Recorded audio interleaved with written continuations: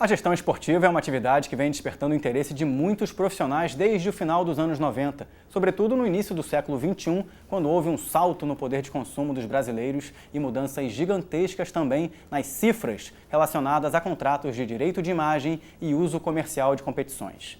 Isso trouxe uma reação em cadeia que possibilita uma boa oportunidade para gestores desenvolverem projetos consistentes que possam dialogar mais e melhor com diversos interlocutores envolvidos na prática de algum esporte.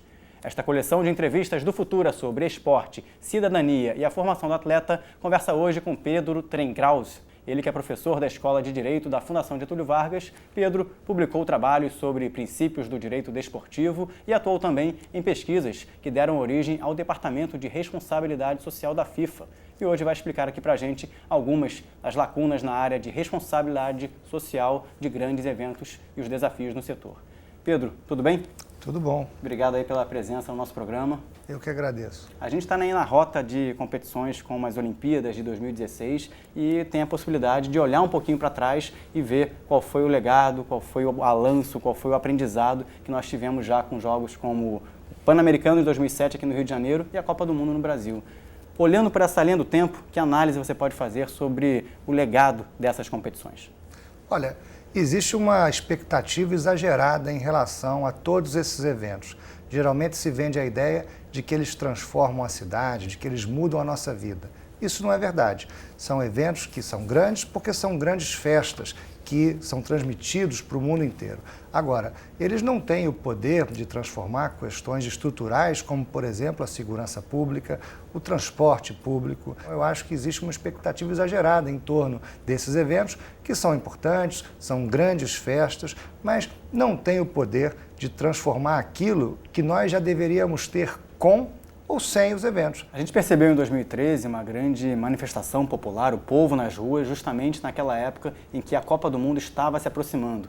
E também fazendo questionamentos sobre os gastos públicos com competições como essas. O que a gente pode aprender com outros países que estão tendo ali na sociedade, na população desses países, pontos de tensão e de cobrança para esses eventos? É possível realizar de outra maneira, da maneira que está sendo realizado? Os Jogos Olímpicos de Verão, eles em 2024, podem ser levados para Boston. A decisão do Comitê Olímpico Internacional sai em 2017. Porém, em 2016, já está marcado um plebiscito para saber se a população de Boston e do estado de Massachusetts quer pagar para receber os Jogos Olímpicos. E isso é uma tendência importante, porque se a população tem que pagar, nada mais justo que ela seja ouvida.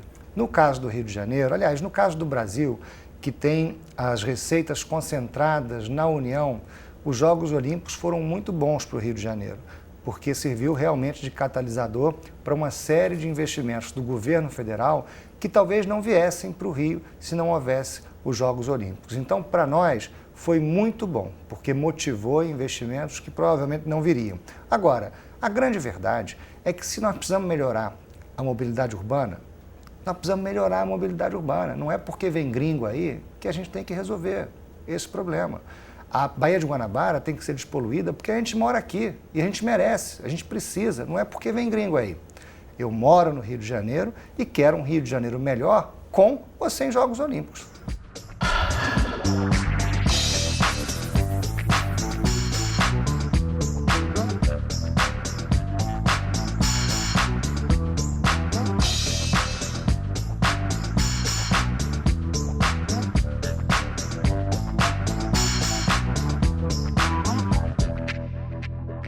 Pedro, o principal financiador do atleta de alto rendimento no país hoje é o poder público, é o governo federal, e a gente sabe que cerca de 90% dos investimentos na categoria estão para atletas de alto rendimento.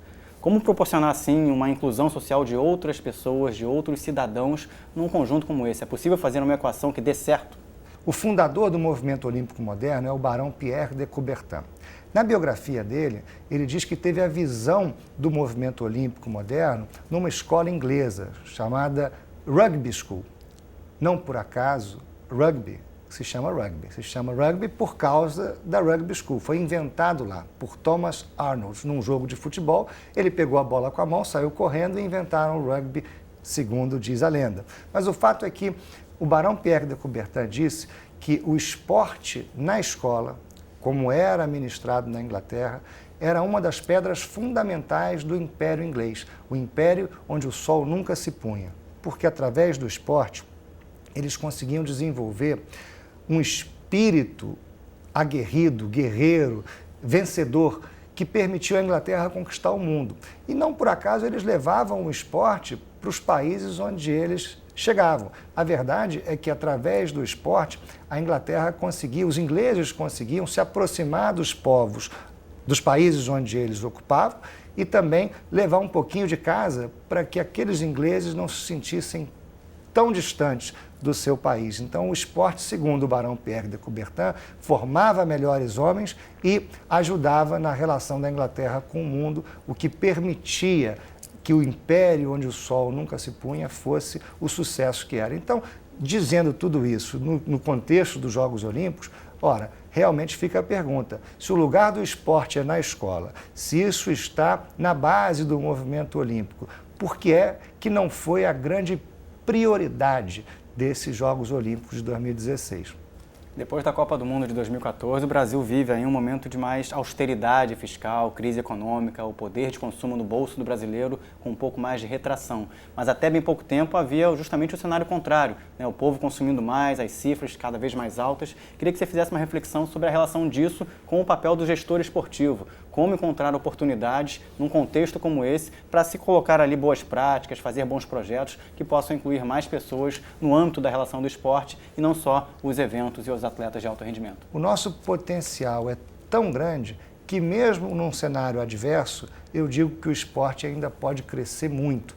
Ora, o futebol, por exemplo, o Brasil tem 160 milhões de torcedores, ou seja, dos 200 milhões de brasileiros, 160 milhões dizem torcer para alguém. Agora, por que é que os nossos estádios estão vazios?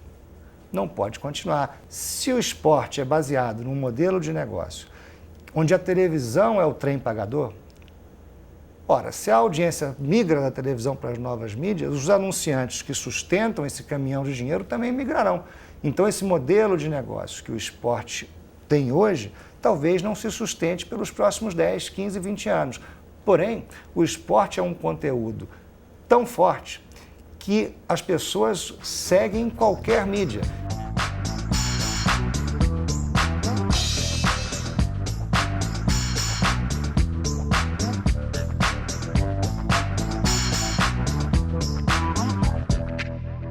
No Facebook, no Brasil hoje, a maior quantidade de seguidores é das páginas de futebol, as páginas que a Brahma criou para os clubes de futebol. São 12 milhões de seguidores. A segunda maior é a Globo, que tem 9 milhões de seguidores.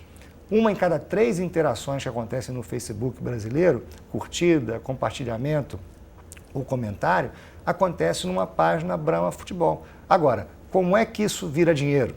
Como é que isso pode servir para sustentar ou para melhorar o conteúdo, ou seja, o esporte? Essa equação ainda não se encontrou. Agora, eu não tenho a menor dúvida, a relação direta que os clubes, que o esporte pode ter com os torcedores, com os fãs, através das novas mídias, ela oferece um potencial de crescimento de receitas exponencial, mesmo num cenário adverso da economia. Pois é, você tocou num assunto interessante, que é o advento da tecnologia e o prazo para a realização de um evento, né? Por exemplo, a gente estava falando agora há pouco sobre as obras no estádio do Maracanã, de ter a necessidade de se fazer obras depois de um estádio ter custado 1 bilhão e 200 milhões de reais.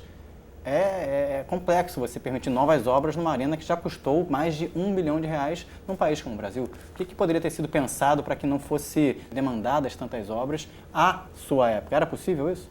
Olha, primeiro é interessante notar que o custo dos estádios não foi diferente do custo dos estádios em outros países. Segundo, o Brasil construiu porque podia construir. Nós somos a 5ª, 6ª, 7ª maior economia do mundo e podemos pagar por essa festa. Eu lembro, durante a Copa do Mundo, eu dizia, ela custou 9 bilhões de reais divididos em 3 anos, ou seja, um investimento de 3 bilhões de reais por ano. Esse foi o investimento feito nos estádios. Ora, se o nosso PIB é de 4 trilhões e 500 milhões, por analogia, é como se a pessoa que ganha 4.500 gastasse 3 para fazer uma festa. Nós só precisamos melhorar os aeroportos porque eles não estão adequados. E eles não estão adequados para o nosso fluxo cotidiano de passageiros. Melhorar as vias públicas só porque elas não estão adequadas. Não é para a Copa do Mundo, não é para os Jogos Olímpicos. E esse é um grande erro recorrente que o poder público comete. Até porque ele acaba prometendo muito e entregando pouco. Nós precisamos do metrô até a Barra porque as pessoas moram na Barra e o nosso trânsito está caótico. Nós precisamos, aliás, do metrô para São Gonçalo também. A linha 4 é a linha que leva o metrô à Barra. A linha 3, segundo o planejamento, levaria o metrô para São Gonçalo. O Brasil, o Rio de Janeiro, talvez seja o único país onde o 4 chega antes do 3, porque estão fazendo o metrô até a Barra e esqueceram de São Gonçalo. Eu acho que é importante deixar isso claro. Prometer muito e entregar pouco acaba gerando uma grande frustração. O que tem a ver com Jogos Olímpicos e Copa do Mundo são as instalações esportivas. O resto tem a ver com as necessidades que nós temos com ou sem Jogos Olímpicos, com ou sem Copa do Mundo. Quando a gente junta as nossas necessidades com esses eventos, em alguns momentos eu até me sinto ofendido. Pedro, que boas práticas, que bons exemplos você pode citar de outros países que conseguiram deixar ali uma perspectiva razoável para a sua população. Muito se fala da cidade de Barcelona, muito se fala de Jogos Olímpicos que conseguiram incluir a sociedade depois com a estrutura consolidada. Existem exemplos que o Brasil poderia seguir? Barcelona é sempre citado como um bom exemplo porque Barcelona transformou a cidade e mostrou para o mundo com os Jogos Olímpicos. Mas, na verdade, os Jogos Olímpicos serviram apenas de holofote para mostrar o que a cidade já tinha feito. No nosso caso, os Jogos Olímpicos estão servindo de holofote para mostrar o que nós não fizemos, principalmente no caso da Baía de Guanabara. Outra boa prática, além de Barcelona, foi a da Alemanha na Copa do Mundo. A Alemanha desenvolveu uma agenda própria, o compromisso de levar a Copa do Mundo para as ruas, para a grande massa de pessoas interessadas na Copa. E por isso, a Alemanha organizou eventos de exibição pública. Ora, durante a Copa, 3 milhões de pessoas assistiram nos estádios aos Jogos na Alemanha. 18 milhões de pessoas foram para as ruas nos eventos de exibição pública que a Alemanha organizou, com patrocínios próprios, com apoios próprios, e deu tão certo que a FIFA incorporou o conceito de FanFest para as Copas seguintes. De que maneira a sociedade como um todo pode ter mais voz, mais atuação na organização das competições esportivas e nas discussões sobre o esporte no país? Olha, eu acredito que é preciso rever toda a legislação do esporte brasileiro. Nós não temos uma legislação adequada à democracia cada vez mais substantiva do século XXI. Na minha opinião, o presidente do Flamengo, que representa 40 milhões de torcedores, não pode ser eleito com 1.414 votos. Isso é um paradoxo. Nós precisamos de um choque de democracia, de transparência, de eficiência. O torcedor, ele precisa participar, precisa ser chamado a assumir a sua responsabilidade. Eu não vejo razão nenhuma e me pergunto por que atletas e clubes não votam nas entidades que organizam as suas competições. Não há razão. Nós precisamos radicalizar a democracia. O momento é esse e as pessoas têm instrumentos para participar. Pelo celular. Pode muito bem ser chamado a escolher o técnico do seu time, o artilheiro, o jogador que se vai trazer, ajudar a pagar por isso também. E mais, o atleta ajudar a decidir os destinos das suas competições, os regulamentos, a votar para o presidente das entidades que organizam as suas competições. Eu acho que a gente precisa de mais democracia. Do ponto de vista da responsabilidade social, eu estou fazendo essa pergunta, claro, para todo entrevistado, mas vou trazer um pouco para a sua área de conhecimento. Qual o legado que você imagina que seria o ideal para o Brasil pós-Olimpíadas de 2016?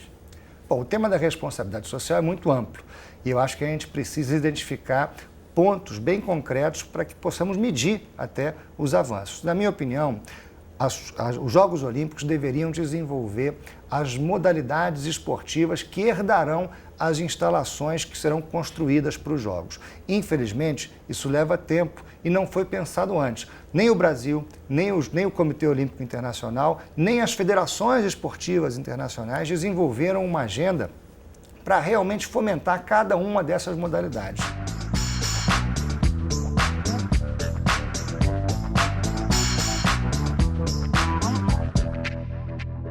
O tema da responsabilidade social é muito amplo e eu acho que a gente precisa identificar pontos bem concretos para que possamos medir até os avanços. Muito obrigado pela sua participação. Até uma próxima oportunidade. Eu que agradeço. Obrigado. A você de casa também, o meu muito obrigado pela audiência, pela companhia. Lembrando que todos os episódios e as coleções temáticas do programa Entrevista estão disponíveis na internet. Até a próxima. Tchau, tchau.